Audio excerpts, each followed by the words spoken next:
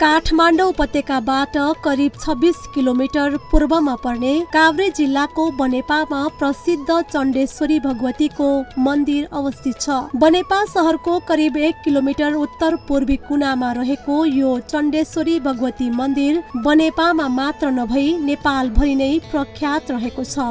धेरै नेवार समुदाय चण्डेश्वरी भगवतीलाई कुलदेवी तथा इष्टदेवीको रूपमा पुज्ने गरेका छन्।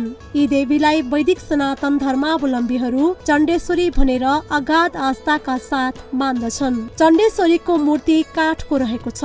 यस स्थानमा भगवतीको उत्पत्तिका सम्बन्धमा प्राप्त किम्वदन्ती अनुसार एक पटक चण्डासुर नामक दानवले ब्रह्माको तपस्या गरी बलशाली हुने वरदान पाएछ। त्यसपछि उसले देवताहरूलाई सताउन थालेछ। देवताहरू चाँगु भेगमा चापका रूपमा लुकेछन्। चण्डेश्वरी देवीले पनि रक्तचन्दनको वनमा चापकै बोटबाट प्रकट भएर चण्डलाई मारेर दानवहरूको यातनाबाट देवताहरूको रक्षा गरेको किम्वदन्ती छ। यही विश्वासका कारण यी देवीलाई अगाध आस्थाका साथ चण्डेश्वरी देवीका रूपमा पूजाआजा गर्ने गरिएको हो।